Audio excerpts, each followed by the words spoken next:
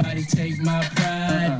Can't nobody hold me down. Welcome back to Kingston Reviews. Derek here. Thank you guys for tuning in for another video. I really appreciate it. I'm going to be watching and reviewing a video by Abba and Preach. They're two of my favorite content creators. They make really good content. We don't agree on everything, but most of the time I'm kind of in line with what their thoughts are. But I thought we'd go ahead and go over the Puff Daddy P DiDDY story that's going on right now. Everyone's talking about it, and I thought we'd go ahead and get into it. If you guys like content like this, please don't forget to like, comment, get in the comment box below. Let me know what you guys think, and don't forget to subscribe to the channel. But let's go ahead and get into it. I thought I told you that we won't stop. I thought I told you that you just got stopped.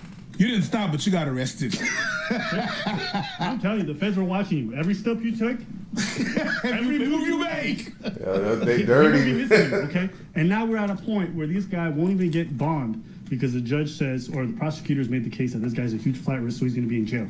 Now, some people are going to say things like, Abba, he's not been found guilty. Let me tell you guys. Innocent until proven guilty. If the feds come for you, it's over. On that, yeah, for sure. It's gonna be a high profile case. Yeah.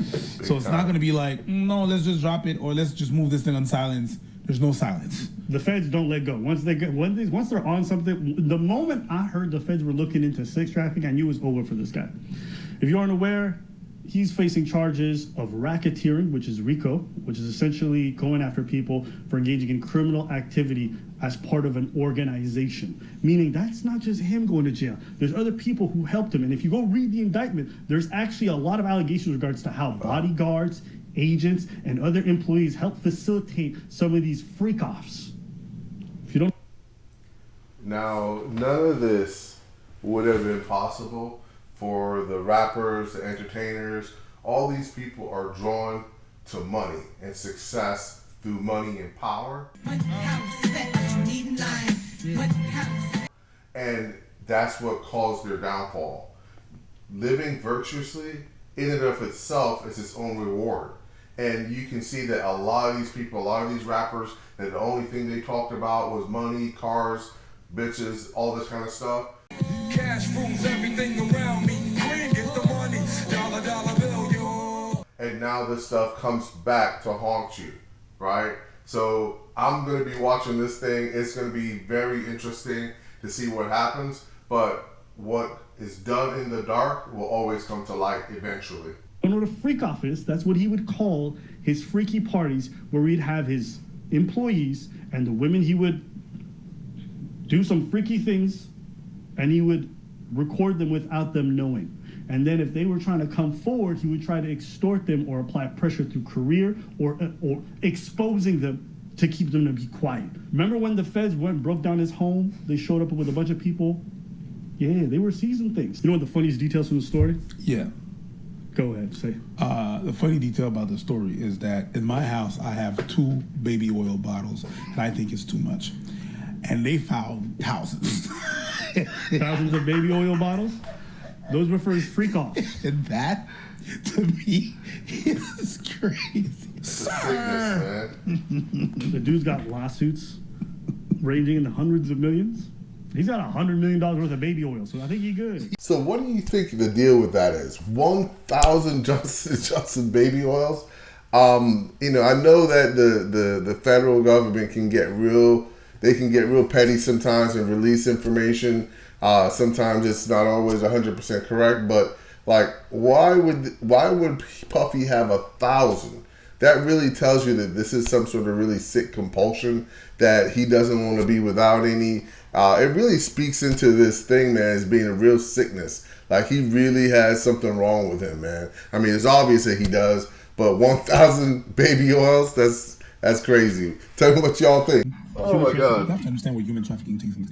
If you take someone from one place and you move them to another place and you arrange their travel and you pay for that person to have services, it's trafficking. And so the reason why this is federal is because this happened across state lines. A prosecuting team in New York cannot go all the way to Alabama and do all these things and conduct their investigation. They don't have jurisdiction. They can't charge the person for crimes there. That's where the FBI comes in, because they charge things across state lines on the federal level. Yeah. So there's right now there's LA, there's New York.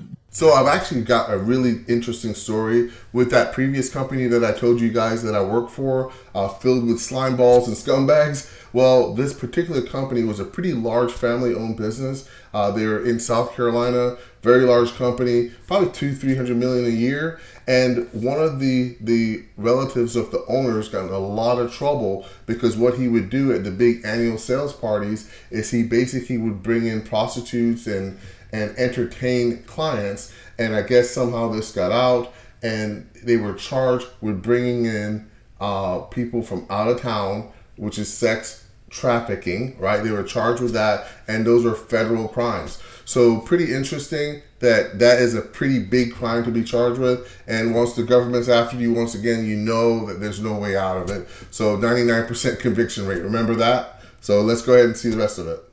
Why don't you party with me, Daddy? Yo, Daddy. I like the way you do that, Daddy. I got Mr. Lee. Yeah, I love this drink. Where you put my bag? I like when you like this, Daddy. Yeah, where you put my bag? Daddy, I like when you it's right scrambling here, and scraping for shit. No, I got I no like shit. that. You know, I've been practicing. I got. Yeah, because you miss me, for real. Because I'm saying, it seems like a thing. See what It's his happens. birthday party, man. Bump him up for your birthday. So ladies and gentlemen, this is what happens when you let greed control your life in the pursuit of money, cars, women, all that kind of stuff, right? That's what happens. These guys were chasing that, right? They forgot about the morals and the virtuous life, and they're chasing that, and it led them to the devil. You can see that those men were afraid. Look at his face. They were afraid of him. That's crazy, man. Just because they wanted some money, that's absolutely disgusting, man. Why won't you party with me for your birthday, man? We partied for my birthday before. You came to my party. No, but me and you ain't never really partied. When I saw these guys go, And nobody said shit. nobody said nothing. And that's all the people that are claiming to be. That's all the people that are claiming to be gangsters that do this and that smack a motherfucking this and that. They were Everybody, terrified. stay quiet. They were afraid of this man. And I understand. Wow. Yeah, I'm not even throwing them. I can understand in the win and the power that this guy had.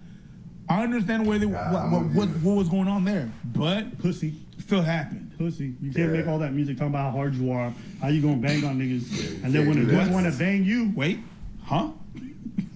no pause, no nothing, No. just you let that shit slide. Just a slide. Okay. Just a silence. Anyways. Women to participate in highly orchestrated performances of sexual activity with male commercial sex workers. This is where it gets sus. Bro was forcing women to have sex with other men, like straight, he's a cuck. Times, Combs, and others acted as direction, made arrangements for women and other commercial sex workers to fly to his location. Combs ensured participation from the women by, among other things, obtaining and distributing narcotics to them, controlling their careers, leveraging his financial support, and threatening to cut off at the same time using intimidation and violence. So cornering them by all ways you can imagine to force them to have sex with random men because he's a f***ing cuck. Physical abuse, we all saw the video in the hotel of him running in a damn robe numerous occasions from 2009. Combs assaulted women by striking, punching, dragging, throwing objects at, and kicking them. These assaults were at times witnessed by others and included one instance at a Los Angeles hotel in 2016, which was captured on video and later publicly reported, where Combs kicked, dragged, and threw a vase at a woman she was attempting to leave. When a member of hotel security staff intervened, Combs attempted to deprive the staff member to ensure silence. It was not limited to these women. It extended to his employees, witnesses, and abuse to others. He used his business to cover up his abuse and commercial sex. His employees, including security staff, household staff, personal assistants, high-ranking supervisors, and other close associates, acted as Combs' intermediaries. Members and associates of Combs' enterprise engaged in and attempted to engage in sex trafficking, forced labor, A lot of interstate people. transportation for purposes of prostitution, coercion, and enticement to engage in prostitution. Ooh, the fact that they're mentioning all this in the indictment, you know what that means?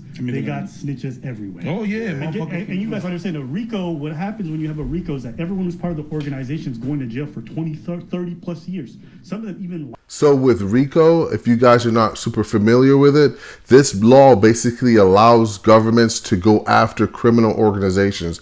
And so everybody that was associated with it, the bodyguards, the personal, the assistants, everybody that's in the organization is going to be party to this, right? Not only that, I really feel like there are other people involved in this, right? Like Combs might be very high up in the pyramid, but who was he able to get these initial connections with that he used to manipulate these people below him? It must be people above him, must be in levels below him, to the side of him, and this is going to be huge. The next year or so, it's going to be just more and more people that are going to be coming out. And I believe some of these people are going to be so ashamed and going to have to reveal some things that they did or didn't or were party to, that they're basically going to take the ultimate exit strategy, They're going to go ahead and delete themselves.